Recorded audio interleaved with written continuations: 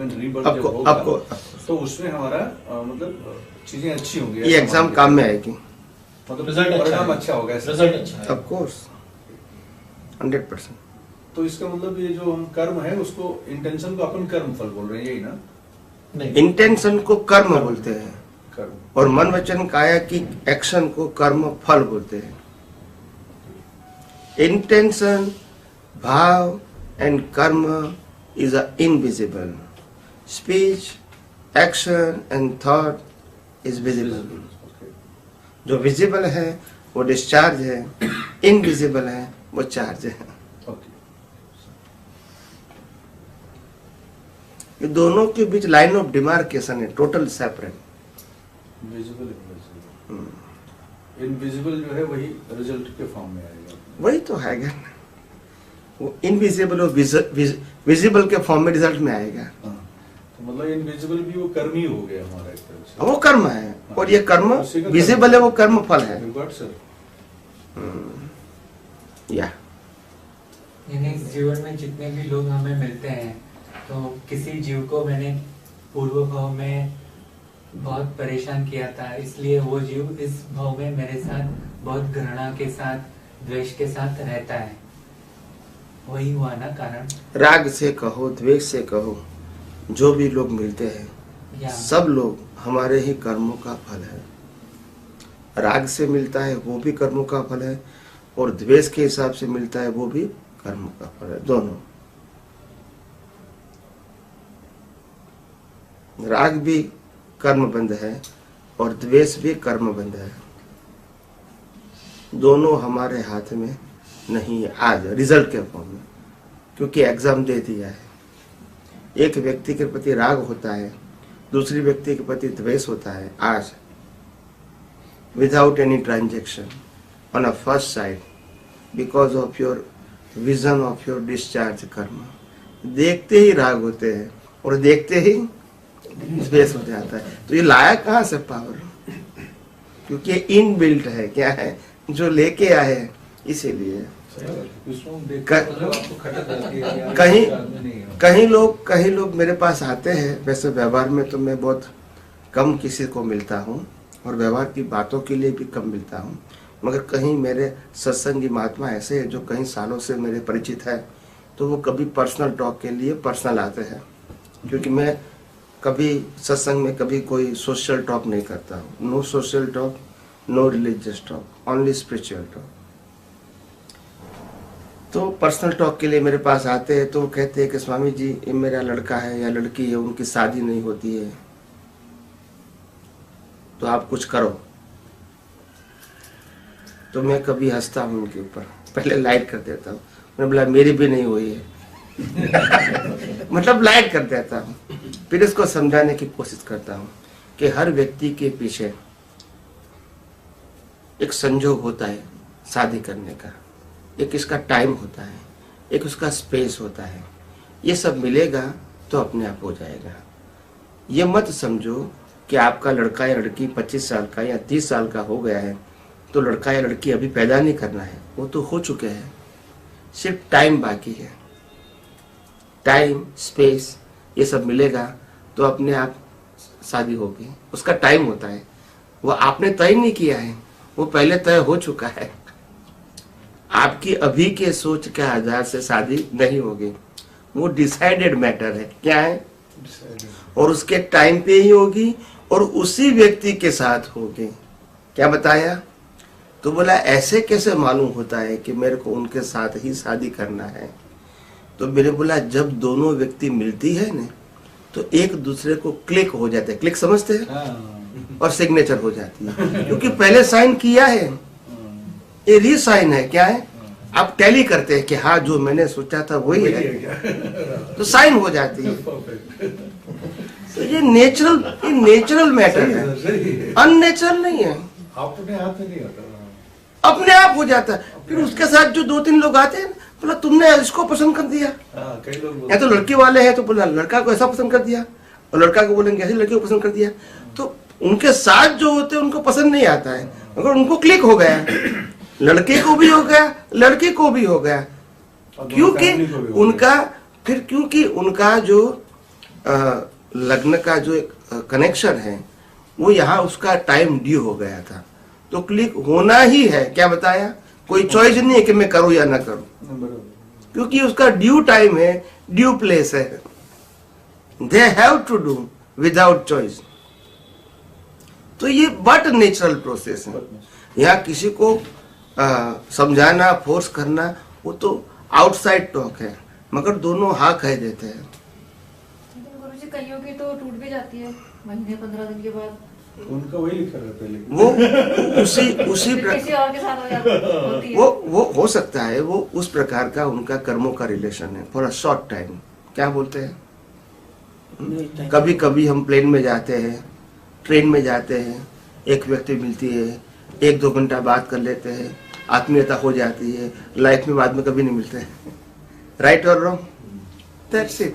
आपका कनेक्शन इतना ही था, तो फिर क्या करेंगे? भले आपकी आत्मीयता हो गई, मगर दूसरी बार मिलेंगे ऐसा जरूरी नहीं है। तो ऐसा प्री डिसाइडेड ही होगा ना गुरुजी।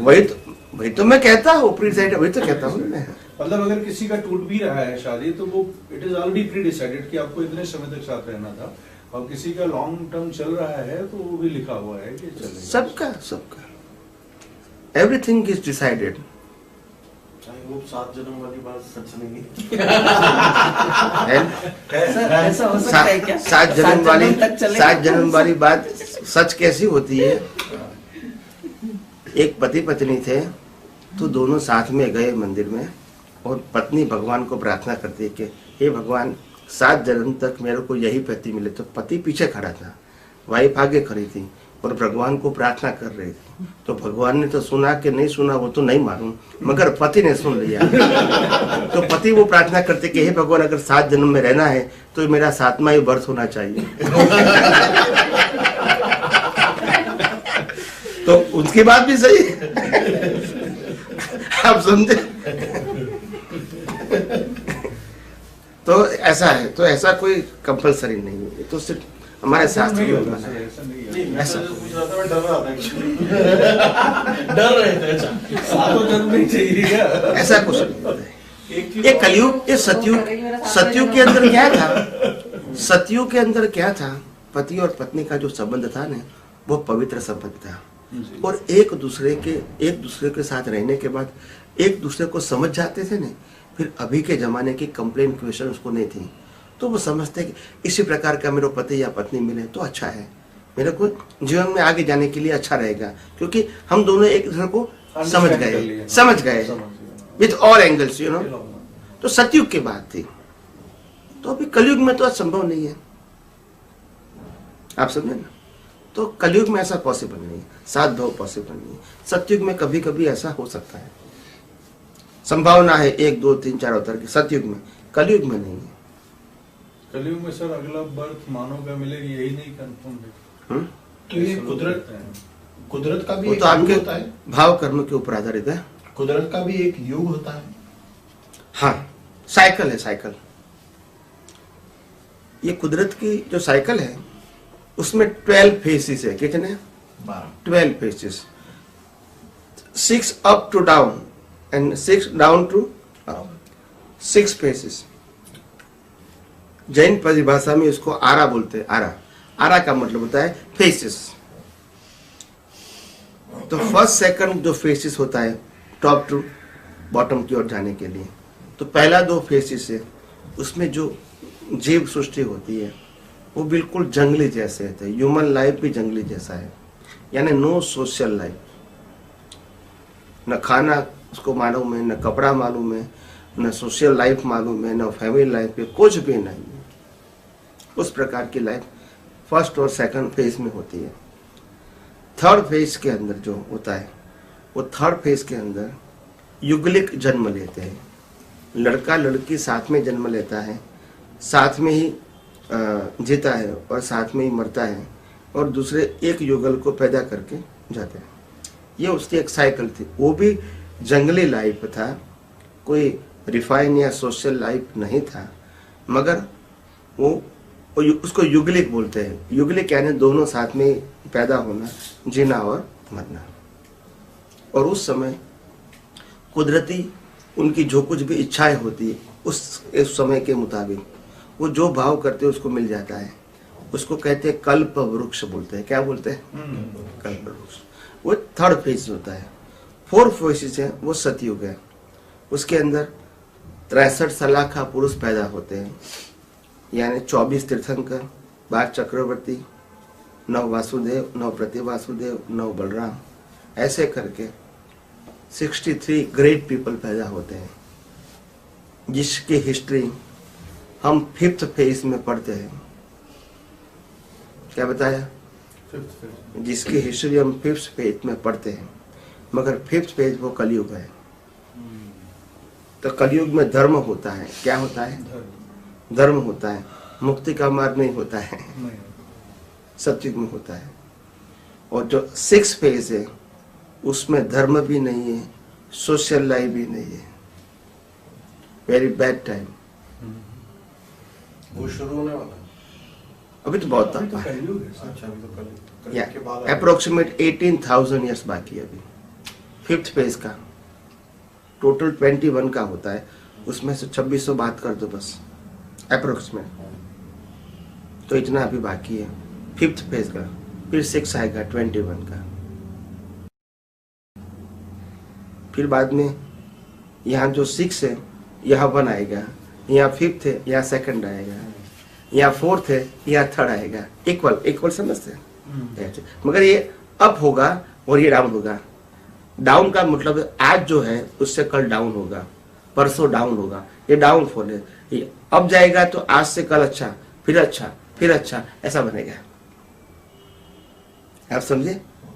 एंगल बदल जाता है बस। काल एक होता है मगर एंगल बदल जाता है। तो सतयुग है, उसी काल में मुक्ति हो सकती है। उसके पहले कलयुग में मुक्ति नहीं है किसी की। मगर कलयुग में से सतयुग में जाके मुक्ति पा सकते हो, बिकॉज द होल यूनिवर्स, इसमें हम जहां रहते हैं वो एक पृथ्वी है। ऐसी 15 पृथ्वी है। कितनी? 15, जिसमें जीव सृष्टि है। जीव सृष्टि उसमें से अभी 5 के अंदर सतयुग है, जहां जाके हम मुक्ति पा सकते हैं। मगर अभी हमारे जैसे भरत 5 है वो सब में कलयुग है। ऐसे ऐरावत 5 है, सब में कलयुग है। मगर महाविद्य क्षेत्र 5 है, उसमें सतयुग है। वहां से आप जा सकते हैं। और जाने का मतलब हमारी चॉइस नहीं है। क्या नहीं है? क्वालिटी ऑफ कर्म दे ट्रांसफर यू। क्या बताया? मैं कहूंगा कि मेरे को सतयुग में जाना है, ऐसा नहीं मिलेगा। It's require your basic qualification, then the nature will transfer you as per your qualification. ये चॉइस नहीं है, ये क्वालिफिकेशन होना चाहिए। क्वालिफिकेशन में चॉइस नहीं होती है। अगर कलयुग है तो बाजू में सतयुग है, लेकिन वहां के लिए पास करना पड़ेगा। तो कहने का मतलब, अगर मेरा कर्म राक्षसी कर्म है तो मेरे को नरक गति मांगनी नहीं पड़ेगी, अपने आप मिलेगी, बिकॉज ऑफ कर्म, क्वालिटी ऑफ माय कर्म। अगर मेरा कर्म पाशवी है तो पशु योनि मांगनी पड़ेगी, अपने आप होगी, क्योंकि क्वालिटी ऑफ कर्म। अगर मेरा कर्म दैवी कर्म है, डिवाइन कर्म है, तो देवलोक मांगना नहीं पड़ेगा, अपने आप मिलेगा, बिकॉज ऑफ कर्म। सेम थिंग मनुष्य भाव और सेम थिंग सतयुग। अगर सतयुग में कोई व्यक्ति का कर्म कलयुग के लायक होगा तो वहां से यहाँ आएगा। कलयुग इज इक्वल टू मोक्ष नहीं। कलयुग में से मोक्ष जा सकते हैं। जाना सबके लिए कंपलसरी और शक्य भी नहीं है, मगर जा सकते हैं। संभावना है। क्या है? यहाँ संभावना ही नहीं है, नॉट पॉसिबल। वहां पॉसिबल है। गुरुजी, हम जैसे बोलते हैं कि हम अच्छे कर्म